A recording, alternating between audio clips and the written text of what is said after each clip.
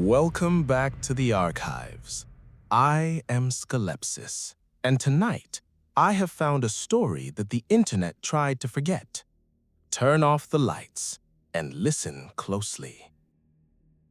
I was never the type to join a sorority. My twin sister, Chell, begged me to rush with her the summer before our freshman year approached, but I think she knew deep down I was a lost cause. I was a band geek in high school, and a band geek I intended to remain. Don't get me wrong, this isn't some not like other girls bullshit. I was happy for Chell. I even got trashed on celebratory wine coolers with her when she pledged to sorority. We just had different interests. As long as she was happy, that's all that mattered, and I know she felt the same about me. How did I miss that she was so deeply unhappy?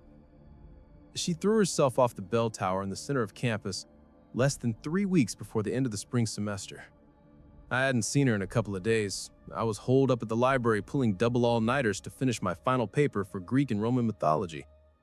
I woke up in the early afternoon on a Sunday to 10 missed calls from Mom and a text from Chell. "Love you forever, Lou. I'm so sorry." 2:55 a.m. Witnesses say she jumped at 3:02. I skipped finals, took incompletes in all of my classes, and headed home to be with my mom.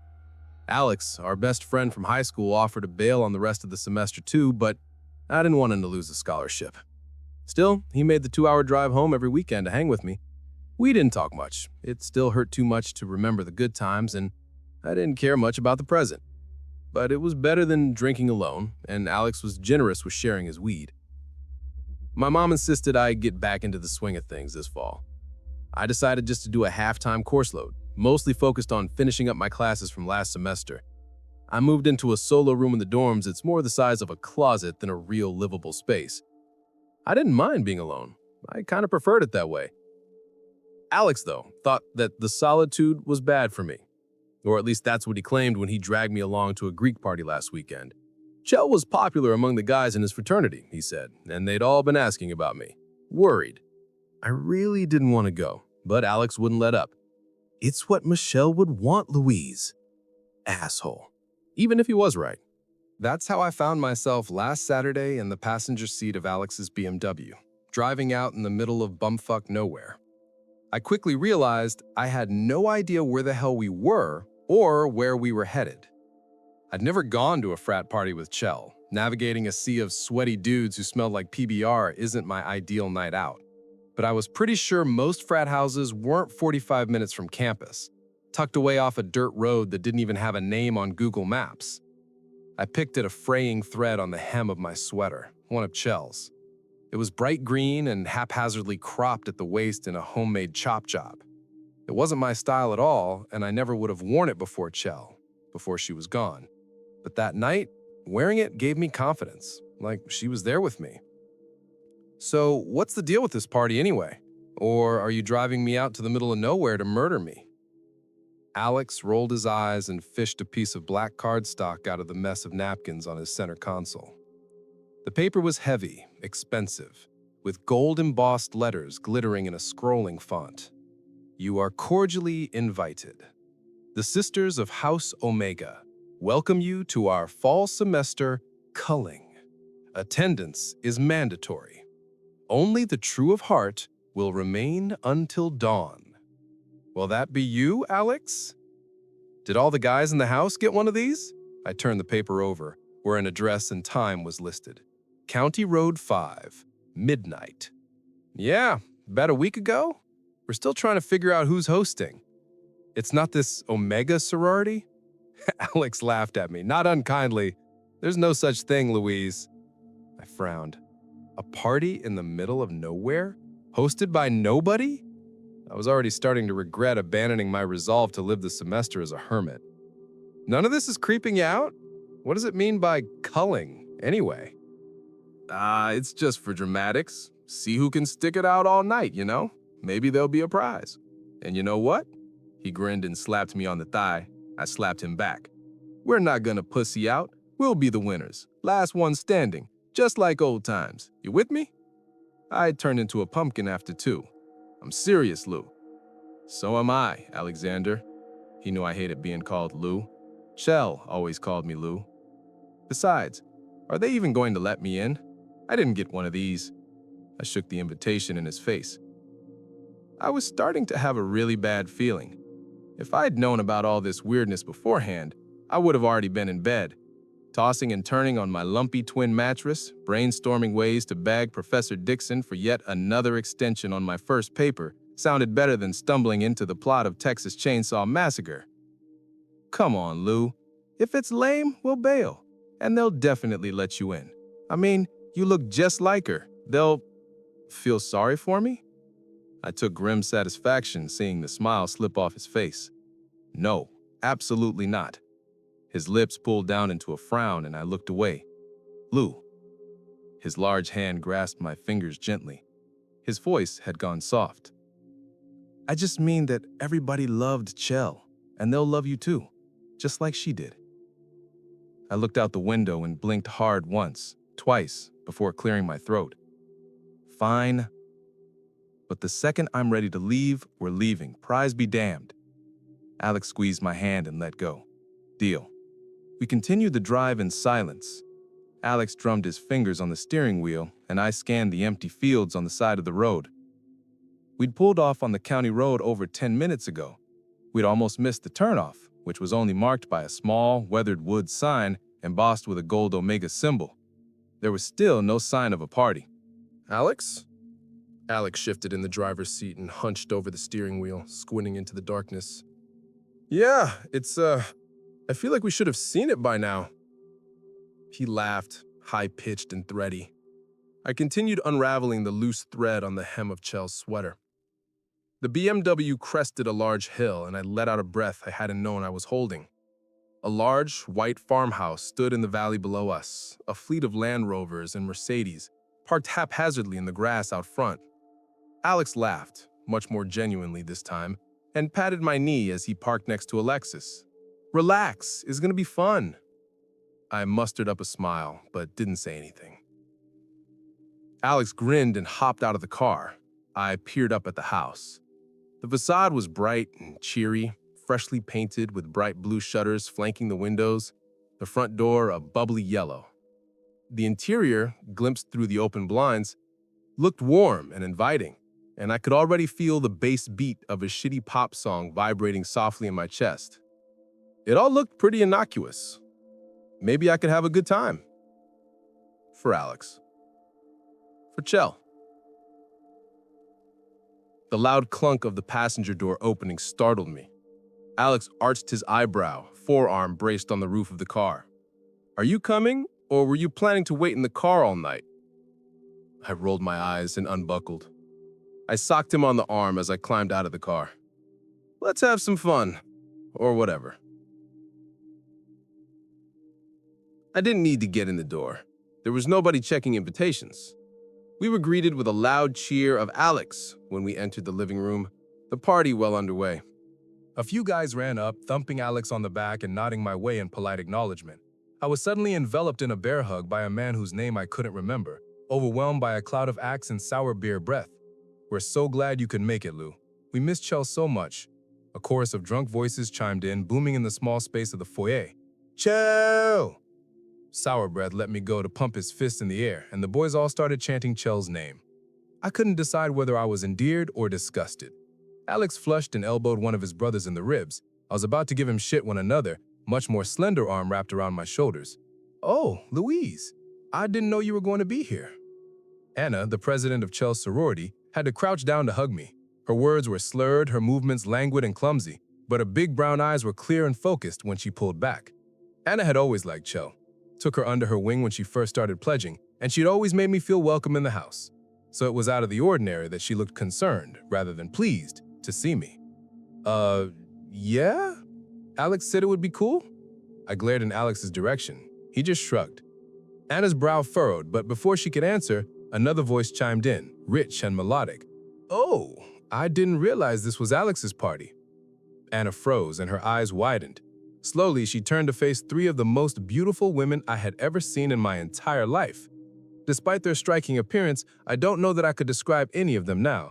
It's all kind of fuzzy in my memory, but I do know that they were supermodel tall, willowy, with bright eyes that seemed to stare right through you. One of the women, sparkling green eyes boring into mine, spoke again in the same resonant tone. "Anna, who's your party crasher friend?" She smiled when she said it, and her tone betrayed no ill will, but I still shrank back behind Anna instinctually. I looked around again for Alex, but he had wandered off already. That set off distant alarm bells in my head, after all his promises that we would stick together. But I couldn't focus on anything but the woman in front of me. Anna grabbed my hand and squeezed it tightly. Uh, this is... You remember Chell, the girl I told you about. This is her sister, Louise. And, well, I think Alex just thought... Another of the three women, gray eyes this time, stepped around Anna in one smooth motion, interrupting her rambling. She grabbed my hand out of Anna's and clasped it between both of her own. Her skin was cool, almost cold, but her grip was soft. I thought I was just rocking a stupid crush at the time, but the world seemed to tilt off center when she bent down to meet me at eye level, voice whisper soft yet strong enough to carry over the house music thumping through the floorboards. "Darling, I'm so sorry about your sister, but I'm really not sure this party is your scene."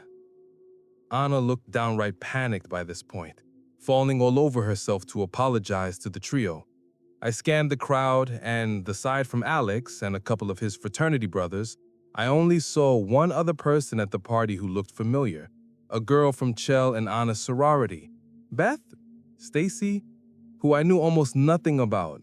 Chell had never introduced me to her. A distant part of me registered that I should be embarrassed, or that if Anna was panicking, maybe I should be too. Instead, I felt a strange sense of calm, content to follow wherever that voice might lead me. Of course, I didn't mean to cause any trouble. The third woman stepped forward and rested a graceful hand lightly on my shoulder. Bright blue eyes danced kindly. I couldn't look away. "No trouble at all, sweetheart. Just let me walk you to your car." Anna looked on helplessly as the two women guided me slowly to the door. A tiny splinter of logic somehow managed to pierce the haze that had settled over my brain. "I don't have a car. Alex drove me." Gray eyes and blue eyes looked at each other for a few minutes, seeming to have a silent conversation. Blue eyes finally sighed and turned back to me. "Well then, I guess there's nothing for it. Want to keep me company in the kitchen?" I could feel the dopey grin splitting my face, but I couldn't do anything to stop it. I nodded a bit too enthusiastically to be cool. Blue eyes laughed. It sounded like bells. My mind sunk deeper into the fog. It didn't even cross my mind to go find Alex. I forgot about Anna's frantic worry from just moments before. I let Blue Eyes take my hand and lead me further into the house. I felt safe while I was with her. A peace I hadn't felt since Chell's death washed over me. The next day, as the memories came back to me in flashes, I would realize how off everything was. The whole house had this shimmery glow about it, like something out of a dream. Alex's fraternity brothers and the handful of girls from Chell's sorority drank from seemingly bottomless red solo cups and danced feverishly in the living room, pressed tightly together in a writhing mass. The rest of the partygoers did shot after shot in the kitchen, a never-ending supply of vodka and tequila flowing freely, poured generously by the mysterious Sisters of House Omega. The sisters themselves, each as stunningly gorgeous as the last, stood around the party's periphery, laughing easily at the revelry without actually partaking in any of it themselves. All the while, those piercing eyes swept over the party with a calculated, unsettling intensity.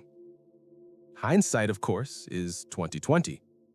At the time, I was too swept up myself, too enraptured by ocean blue eyes to notice anything odd.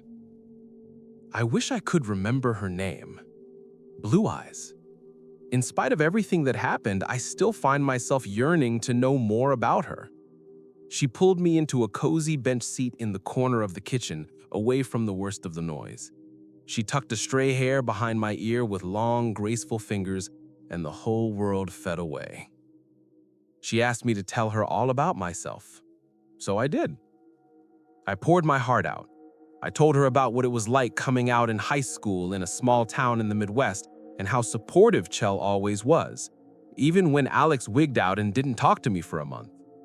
I told her about my dreams of becoming a songwriter and making a break for the coast, about how that dream died with Chell because I couldn't imagine anybody else singing my songs but her. I told her about all of my hopes and my desires, about my guilt at moving on to live a life that Chell and I had always planned to live together. I told her about my deepest fear, that I don't know who I am without my twin sister, my other half. That maybe, without Chell, I'm nothing at all. Looking back on it, I can't remember what Blue Eyes actually said to me throughout all of this. She certainly didn't give away anything about herself, who she was, where she came from, not even her name. But I remember this overwhelming sense of comfort, of her telling me, maybe not in so many words, that I was somebody. I was important. I mattered. Even though she couldn't have, known me. Somehow she did. And she loved me. She held me as I laughed and cried, and it felt like she was laughing and crying with me, feeling everything I felt just as deeply. The next part gets even fuzzier. At some point, Blue Eyes took my hand and invited me upstairs. Usually, this is the part where I lose my cool, especially with a woman so gut-wrenchingly beautiful, but the nerves never came. I felt like I was floating all the way up the stairs, to her room, to the edge of her twin bed. When she finally kissed me and pressed me back in the soft sheets, galaxies exploded behind my closed eyes. It didn't go any farther than that, but it was somehow the most intimate experience of my life. I have no idea how long we stayed there, arms around each other, lips sliding together, softly, sweetly. At some point, she pulled away to give me another of those deep, searching looks. She opened her mouth as if to speak when, somewhere in the house, a clock started to chime midnight. Her head snapped toward the door. She ducked her head inside. "Wait here, Lou." I nodded. It wasn't a question. There was nowhere else I wanted to be. With one last press of her lips to mine, she was gone. I flopped back onto the bed, idly wondering how long she would be gone and what we might get up to when she got back. Before I could follow that train of thought too far, a high-pitched, harsh shriek rent the night, painfully loud even over the pounding bass line from downstairs. More inhuman, screeching voices soon joined in.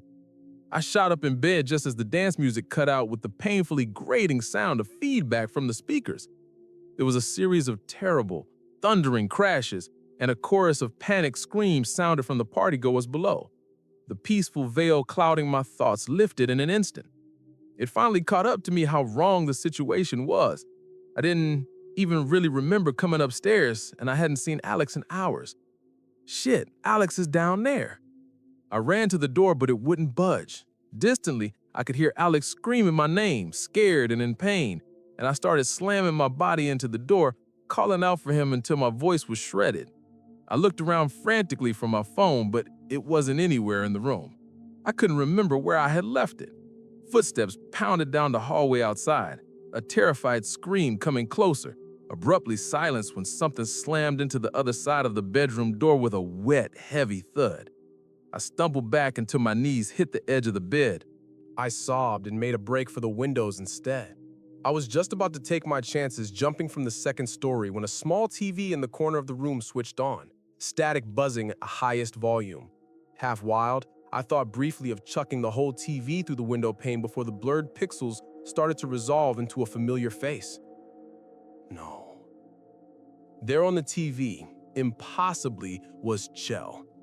My escape plan was quickly abandoned. I reached out to the screen with shaking fingers as though I could reach through the cold glass and touch her face. The scene on the TV started to play. I couldn't look away. Chell was at a party in what I recognized as the basement of Alex's fraternity house. She was trashed, drink sloshing over the rim of her cup onto her sweater. The sweater I was wearing that night. Alex stepped into frame, laughing, and poured more liquor into her cup. "Easy, Chell. You're gonna lose the rest of your drink." Can't have that, whooped a frat brother in the background. Alex turned and shot him a glare. When are the other girls gonna get here?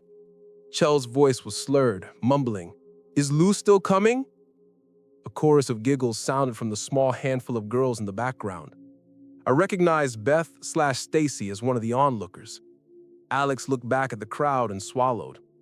He smiled wanly at Chel. Yeah, Chel, she's on her way.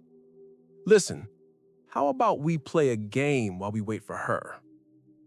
My stomach felt like stone, bile clawing up the back of my throat. Distantly, I could still hear the rampage continuing in the house around me. Wails of pain and fear, shrieks of rage and triumph, and under it all, a thick, fleshy, ripping sound. A game? Chel looked at Alex with unfocused eyes, brow furrowed. Something was seriously wrong. Chel never got that drunk.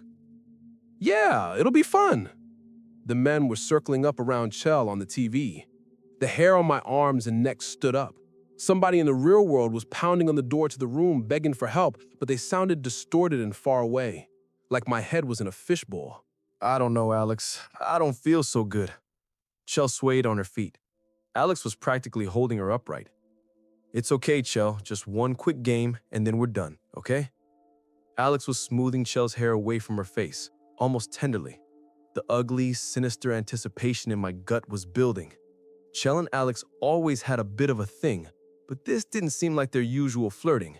It was a mockery of the sweet way Alex usually treated Chel. His eyes were filled with an odd mix of determination and regret, lust and anxiety. The Chel on the TV was too far gone to have any of those same misgivings.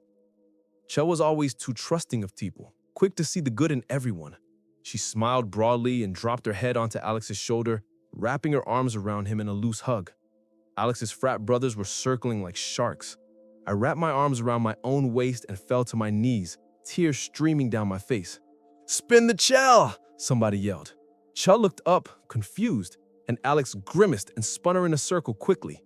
She stumbled into the arms of another fraternity brother. She tried to push at him, but her movements were slow and weak. The guy forcibly kissed her and then shoved her back toward Alex, who did the same. This continued.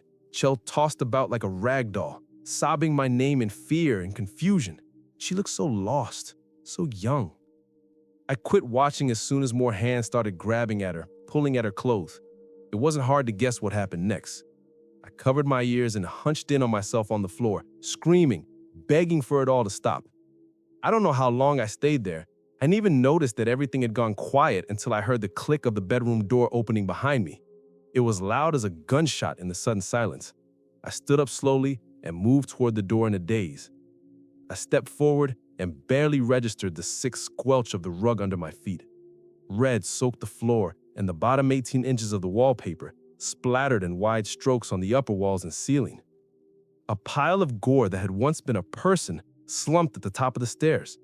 A river of blood ran down the center of the staircase, thick and dark, flowing like a grisly red carpet to the open front door.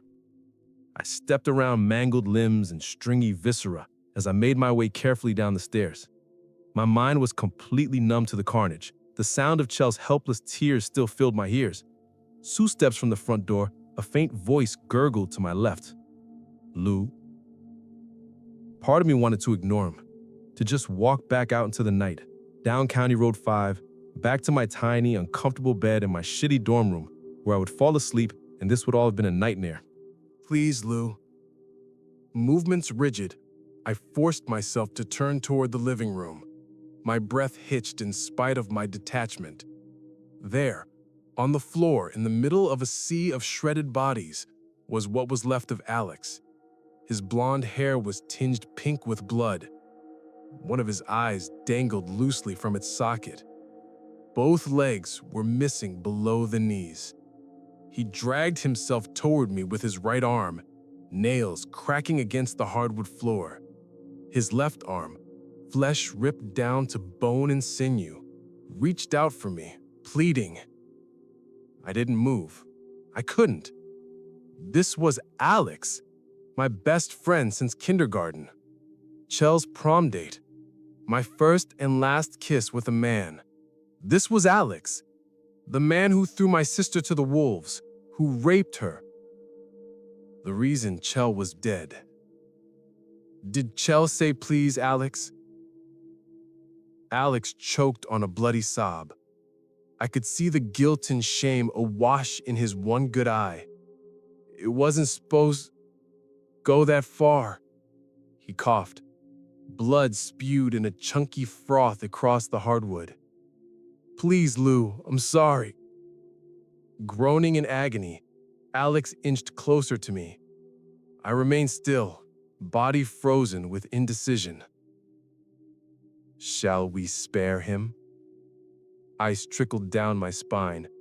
The voice belonged to Blue Eyes, there was no doubt, but it was different. A sonorous, echoing whisper, sighing on the wind like it came from everywhere at once. A long-fingered hand settled on my shoulder. In the corner of my vision, I saw shiny, curved black talons resting near my collarbone. Just around the corners of the living room entryway, beyond my line of sight, I could make out the shadows of huge wings. Feathers rustled, claws tapped and clicked on the hardwood floor, impatient. Alex looked toward the noise, face twisted in fright. Blue Eyes squeezed my shoulder gently. I'm sorry, child. You weren't supposed to be here, but we wanted you to understand. Alex looked at me again, pleading. He opened his mouth to speak, but I beat him to it. He's all yours. As whatever monsters lurked in the shadows began to advance, the hand on my shoulder turned me away and steered me toward the door. Smooth black feathers filled my peripheral vision. A large wing curled around my frame to block the sights and muffle the sounds of my former best friend's demise. I stepped into the cool night air and closed my eyes. Lips brushed tenderly across my temple. Be at peace, dear one. Everything went black. I woke up late last Sunday morning, back in the dorms, tucked safely into my bed. For a couple of hours, I almost convinced myself I had dreamed the whole thing. Every trace of the House Omega party has been scrubbed from existence. All of my text messages with Alex about it were gone. None of the sleek black invitations remained. I thought, briefly, hopefully, that maybe it had all just been a grief-induced nightmare. Until the news broke that Alex's entire fraternity and a handful of Chell's sorority sisters had disappeared into the ether overnight. The police have no leads. I know they won't find any. I drove back out to County Road 5 a few days ago, after half a week of fielding concerned phone calls from my mom. There's nothing there, just an empty field with an abandoned, decrepit farmhouse rotting in the prairie sun. Alex's mom has been calling me too, to see if I've heard from him, if I have any clue what happened. I haven't told you the truth. I've decided that I won't. Sometimes lies are kinder. She doesn't need to know what kind of monster her son was, what kind of monster he was killed by. I spent most of the day today at the cemetery. I sat cross-legged in front of Chell's headstone, tracing the letters of her name and thinking of everything I should have seen earlier, everything I missed. A shadow fell over me, breaking my reverie. Mind if I join you? I squinted up into the afternoon sun. It was Anna. With everything else that had been going on, I had almost forgotten that she had even been there that night. I guess I had subconsciously cataloged her as one of missing. Apparently, officially speaking, she was never at the party either. She helped fill in some of the gaps. Choke came to me right after it happened, Anna said, voice tight. She sat down beside me in the grass, close enough our ties were touching. I was furious, ready to call campus police, but she begged me not to. The boys and some of our so-called sisters had taken video of the whole thing, she said, and threatened to expose her if she got too sensitive about it. I promised her I wouldn't call. I wish every night that I had anyway. I had decided I would connect her with campus resources instead, support groups for survivors, counselors, that kind of thing.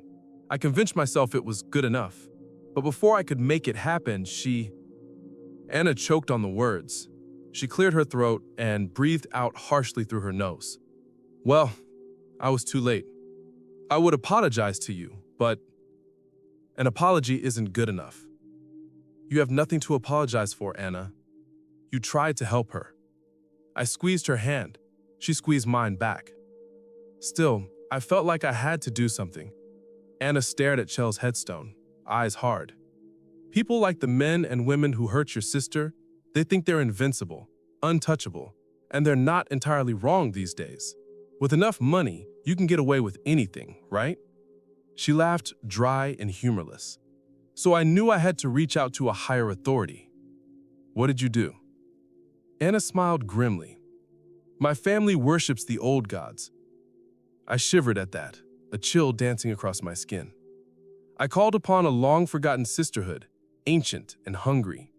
If I could deliver them the guilty parties, they promised they could deliver justice. Her expression softened as she finally looked at me. You were never supposed to be there, though. Oh, honey, I am so sorry. I didn't tell her it was okay, because it really isn't. But I appreciated her apology nonetheless. I nodded and squeezed her hand again, blinking back tears. So, what now? The deed is done. Anna stood up and dusted the grass off the back of her leggings. They'll have moved on. Anna looked at me long and hard and bit her lip. She nodded to herself and reached into her purse. She pulled out a very familiar piece of black cardstock embossed with gilded lettering. She handed it to me. I took it with a trembling hand. There's no pressure and no expiration date, Anna said. She started to go, but turned back one last time with a sad, sweet smile. I really am sorry, Lou, for everything. Chell was the best of us. I waited until her figure faded into the distance to look down at the paper in my hands. It was a new invitation, to me, this time. Louise Teller, true of heart and strong of will. The Sisters of House Omega invite you into our fold. A black candle to summon us, a white candle to turn us away. We will heed your call. I thought of Chell, crying and confused, stumbling in a dark basement. I thought of Chell the last time I'd seen her in life, head thrown back and laughing. I thought of Chell cold and still in the ground beneath me. I crumpled the invitation in my fist. It's quiet tonight. Not even a breeze rustles the dying leaves, and yet a soft wind is disturbing the flame of the black candle I've placed in front of my open window. A low, sweet voice floats on the breeze, speaking in old language, and feathers flutter in the dark just past my line of vision. I was never the type to join a sorority, but I think there might be something to this whole sisterhood thing after all. Every mystery has a price. What would yours be? Tell me in the comments. And don't forget to join our Circle of Shadows by subscribing. I've been your host, Skelepsis. See you in the dark.